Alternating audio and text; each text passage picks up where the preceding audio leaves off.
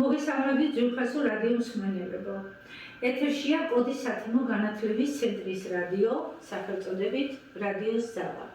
მე მისი წამყვანი ზეინა ბაბულაძე გახლავართ. დღევანდელ ეთერში გავაცნობთ ინფორმაციას პროექტის შესახებ, რომელიც საქართველოში მოწყვლადი თემების ინკლუზიის მშენებლობის სახელითაა და დაფინანსებულია გაეროს დემოკრატიის ფონდის მიერ. პროექტის ფარგლებში დაგეგმილი იყო ესეების კონკურსიც, რომელშიც მონაწილეობის უფლება ჰქონდა 12-დან 19 წლამდე ბავშვებს, ვინც ცხოვრობს ან კავშირი აქვს თეთრიწყაროს მუნიციპალიტეტთან. თეთრიწყაროს მუნიციპალიტეტშიც ესეების თემატიკა იყო ასეთი სახელწოდებით: შეზღუდული შესაძლებლობისა და ხანდაზმული პირებისათვის სახლში მოვლისა და ზრუნვის შეთავაზება.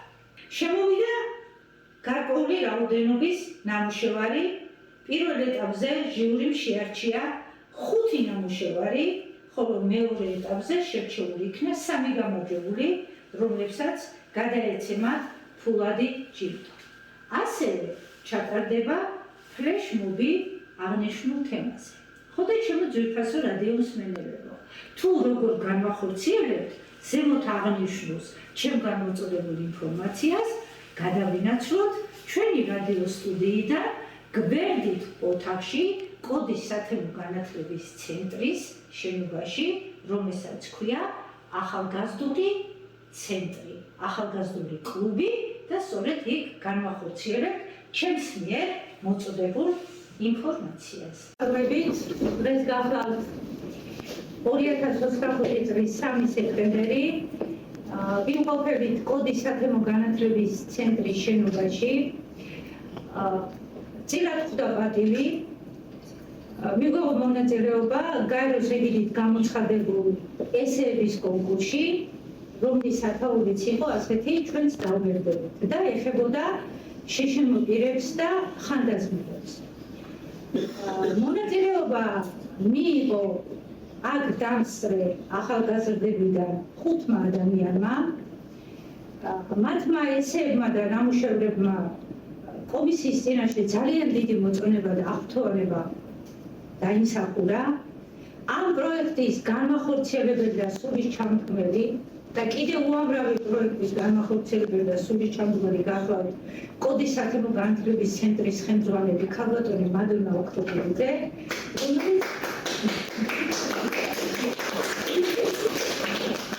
რომელიც დეტალურად გესაუბრება უფრო ამ კონკურსზე და კონკურსის შედეგებზე და თол ქალბატონ მადონას დეტალურად დაგაცნოს აქ შეკრების მიზეზი და მიზანი. მოგესალმებით, ძალიან მიხარია რომ ჩვენ ამ ხართ. გილოცავთ გამარჯვებულებს, ყველა მონაწილეს ამ მართლაც მნიშვნელოვან ესეების კონკურსში მონაწილეობა ის, იმიტომ რომ ეს არის მომავალი, თუნდაც სახელწოდებიდან გამომდინარე ჩვენს დავბერდებით, იმიტომ რომ ყველა ადამიანს ის სიბერე, ის წლები წინ მომავალში ველოდება. მართლაც კარგი და ლამაზი კონკურსი იყო, თუნდაც გამომდინარე იმ ნამუშევრებიდან, რომელიც კომისია ჟიური იყო ოფიციალურად არჩევდა მათთან ერთად, რა თქმა უნდა, მეც წავიკითხე და არაჩვეულებრივი ხედვა, არაჩვეულებრივად ჩამოყალიბებული, როგორ რანაირად. იცით, მარტო ეს იმაზე კი არ არის დამოკიდებული, რომ მათ ეს შეძლებდეს მათ უკვე გაითავისეს, მათი უნარები გაძლიერდა, მათი ხედვა გაძლიერდა და აი ძლიერი და სამართლიანი მომავალი თაობა უნდა გვაქვს. გილოცავთ კიდევ და კიდევ დიახ, გამოცხადებული იყოს 12-დან 19 წლამდე ბავშვებს უნდა მიიღოთ მონაწილეობა სოციალურ ქსელშიც იყო ჩვენი გამოცხადება ესეების კონკურსზე. შეხვედრები ჩავატარეს, სხვათა შორის აქაც ჰქონდა ჩვენთან საინფორმაციო შეხვედრები. ვინც გამოთქვა სურვილი და მიიღო მონაწილეობა, რამოდენიმე ნამუშევარი შემოვიდა. არ იყო საერთოდ თემატიკა არ იყო შეზღუდული. შეიძლება ყოფილიყო დროებითი, ინფორმაციული, კვლევითი და რა ვიცი, ნებისმიერი ყველაფერი იყო მისაღები. ოღონდ აი ამ თემატიკით ის ყოფილიყო გათვალისწინებული, რაც გაეროს ეს პროექტი დაფინანსებული გაეროს დემოკრატიული ფონდის მიერ. აი ეს თემატიკა ყოფილიყო, რაც გაეროს ჰქონდა, რომ არავინ დავტოვოთ მიღმა. აი ეს უნდა ყოფილიყო და ეს უნდა ყოფილიყო ჩადებოდა. ქალბატონმა ზეინაბმა აღნიშნა ჩვენ მუნიციპალიტეტში და ასევე 10 მუნიციპალიტეტში ხორციელდებოდა ეს პროექტი და წინასწარი კვლევების შედეგად გამოვლინდა რა სოციალური სერვისები იყო საჭირო და აუცილებელი თვითონ მუნიციპალიტეტში. 3 მუნიციპალიტეტში თეთრი წყარო, გორი და ჩოხატაუში გამოვლინდა ჩვენს დაუპირდებით. სხვა მუნიციპალიტეტებში სხვა თემატიკა იყო, მე აღნიშნულ თემატიკა არ იყო შეზღუდული და აი ამ მიმართულებით ნამდვილად კარგი ნამუშევრები შემოვიდა. რამოდენიმე ნამუშევარი შემოვიდა, შერჩეული იქნა რამოდენიმე ნამუშევრიდან 5 საუკეთესო და ამ 5 მაინც უპირატესობა 3-ს პირველი ჩვენ გქონდა გათვლილი, პირველი, მეორე, მესამე ადგილი, მაგრამ ეს 2 ნამუშევარი იმდენად კარგი იყო, ამიტომ ჩვეულებრივ დავტოვეთ და 3 მესამე ადგილზე გავუშვით. რომელშიც მათ მოტივაცია არ დაუკარგოთ და 5 ნამუშევარი გავუშვით და ქალბატონმა მადლობა მეტად ხაბატიო ამ კომისიის ყოფილებავი და დავზენ იმას რომ გამოვყავით ჩვენ 2 მიმართულება ამ თემებში. პირველი იყო მოთხრობა და მეორე იყო სამეცნიერო კვლევითი ესეები რა. აი ძალიან საინტერესო და თქვენს ფანტაზიას საზღვარი არ ქონდა. ჩვენი გადაწყვეტილებით, ჯვრის გადაწყვეტილებით 5-ვე იქნა დაჯილდოებული. გამოყოფილი ფულადი ჯილდო გადაეცემა. პირველ ადგილზე გასულს პირველ ადგილზე გავიდა დემეტრე დემეტრაშვილი.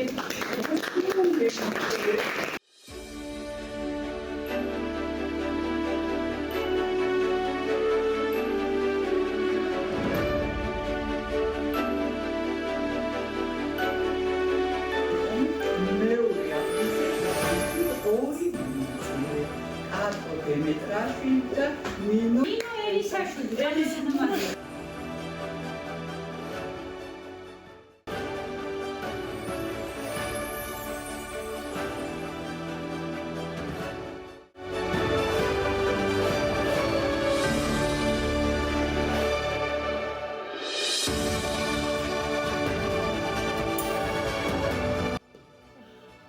გავიდა მესამე ადგილზე ბალახაშვილი და სამხარვაძე.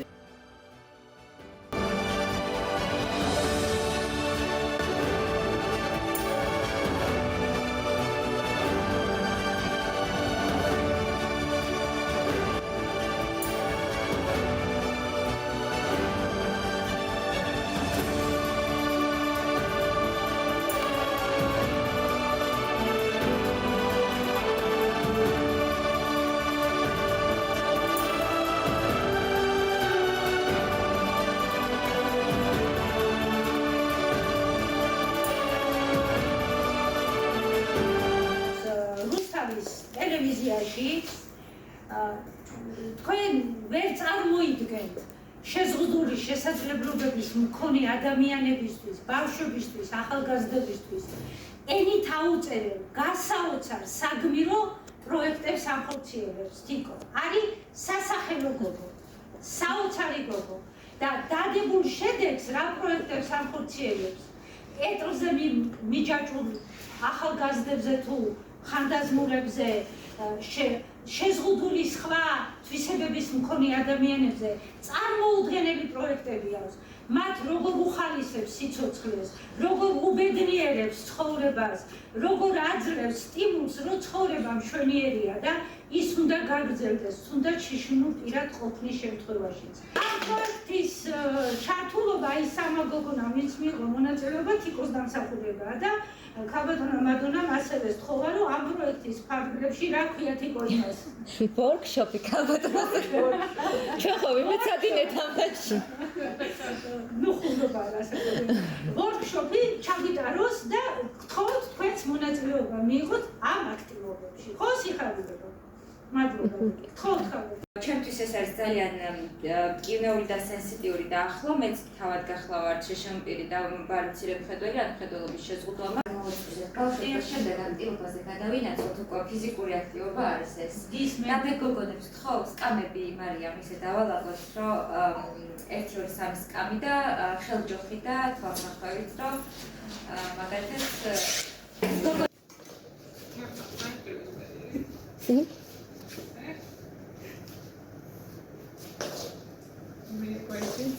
და სადმე სკამზე რომ დავ. კი ბატონო. სამი სკამი ხარ? მესამე და ვინ? შეიძლება. ადამიანია. აი, ცელფას. სკამი პოქი არის მეუში. მე ვარ შესანიშნავად გაიგე. თქვენ ოღონდ მეორე აქტივისტი გჭირდება, ვინც გამცირებლად იმუშავებს, ანუ გამოაცილებს. მოხალისე იქნება, ხო? გამცირებელი, ვინც გადაადგილებაში დაეხმარება. როგორ გადაადგმევინებს თემს, როგორ დასწავლს, როგორ მიეხმარება. კი, ჯოხი არის მუდმივად უსტატოს აქტივისტი. თავისუფლად. გაიყვანე შემოსი და მე დასწრია, ხო? თავარი არის, რომ უსაფრთხოდ და ნელა იაროთ. გამცირებელი გადის წინ, პირველი გამცირებელი მიდის და მიყვება უკან უსინათლო. სიარულის დროს. აჰა, აი ესე?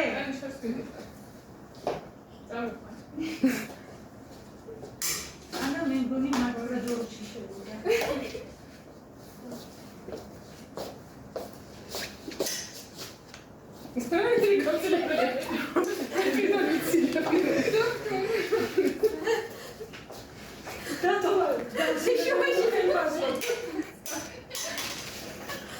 ისე ძალიან ჩვენი გამცირებელია, იმიტომ რომ აი თუ არ დაიწყო იმითო ამას საქართველოს თვითონ მოდერნოს ის ყველაფერი. შეაშველს რომ თუ რაღაცა პრობლემის წინაშე დადგება. მან აღარ შუხდის 2000-ად. კარგია. ხოდა მარტო ამასთან რა თქმა უნდა გზაზე ქუჩაში მანქანებთან გადაადგილება და კიდევ ვის აქვს სურვილი რომ უნარები უნდა გამოიმუშაოს. ორმი რო იყოს შეიძლება? ამისი აქტივობა ეხლა არ გამოვცადოთ, აბა. მოდი სიხარულო, დავალება გაიგე? ერთი ხელი უნდა გააკეთო ყველაფერი. მიხوار მიუბად ერთი ხელი. არ გამოიყენოს უბრალოდ. დავაკვირდეთ რომ არ გამოიყენოს. უკან დაიგეთ. ამ ერთი ხელით გასაკეთებ. გიორგი ხინელი დასწავლა გიორგი. ანუ ეს უბრალოდ არის ის გამოცდილება, რაც ჩვენ უნდა გავითავისოთ დავუშვათ შეშმო პირები ან ერთი ხელი აქვს, დავუშვათ უმოძრაო, ხო? პირები აქვს. სადმი დავიმ ხელაფის იმ ბუტასთან. მე მაგალითად ჩავიტნევდი შიგნით ხალხს საერთოდ. კი, ანუ ნები გამოსავალი იპოვოთ, ეხლა წარმოიდგინე დავთ ერთი ხელი და გამოსავალი იპოვოთ. ფეხათრას რომელიც ხრიცლია და რაზე მაცალებდა და კარგი, ეხლა ბოთის თავსაფარი მოხსნათ ერთი ხელი. აი მიჯამდე გადამიგოთ.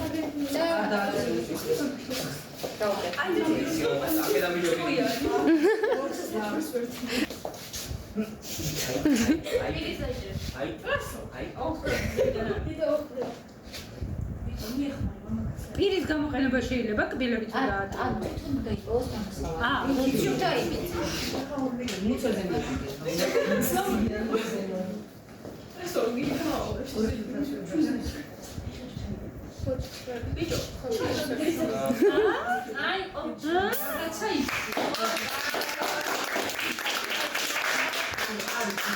ერთი ჯობი აღონესა თუ კაცი მოიგონესა. ოჩა საყვარელო. მადლობა დიდი. კიდევ თვითონ ეს ახალ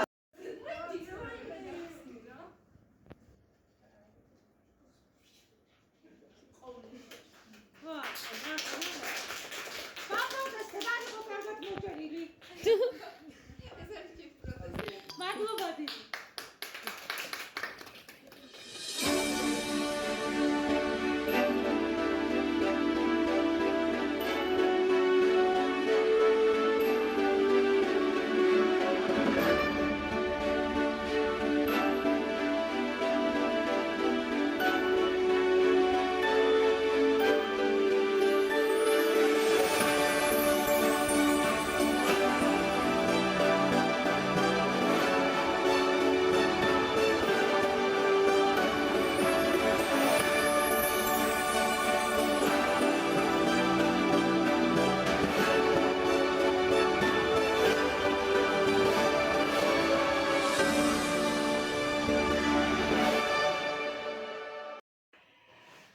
მოგესალმებით ძვირფასო რადიო მსმენელებო, დღეს ჩვენ სტუდიაში ყავს თეთრი წყაროდან მოწვეული სტუმარი, არაჩვეულებრივი ახალგაზრდა ქალბატონი თინა თინბეკოშვილი და ჩვენი კოდის სათემო განათლების ცენტრის ხელმძღვანელი ქალბატონი მადონა ოქრობილიძე.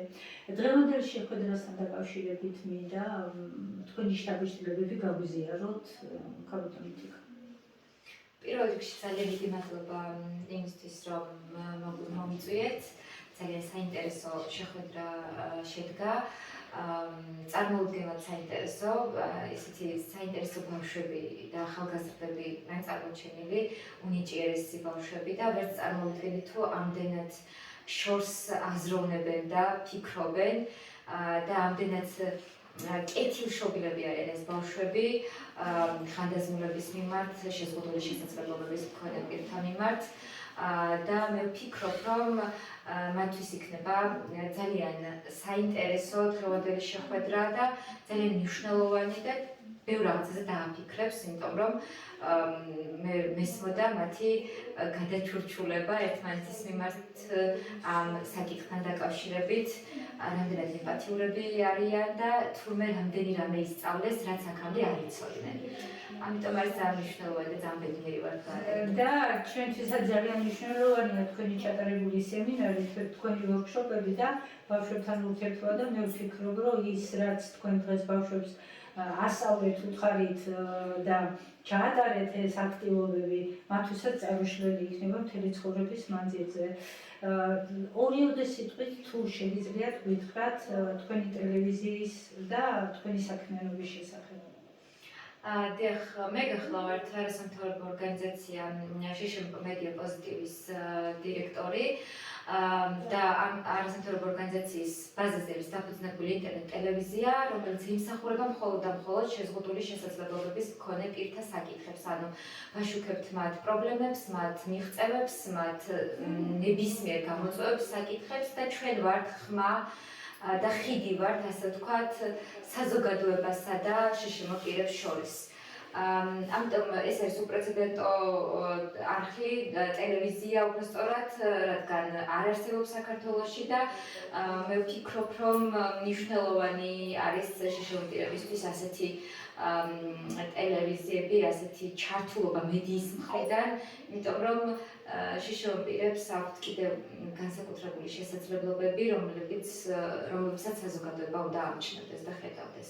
და კიდე აქვთ სხვა პრობლემები, რომლებიც არ იცის საზოგადოებამ, არ იციან სხვა ადამიანებმა და ჩვენ ამ ტელევიზიის მეშვეობით შეგვიძლია მათ გავაგებინოთ.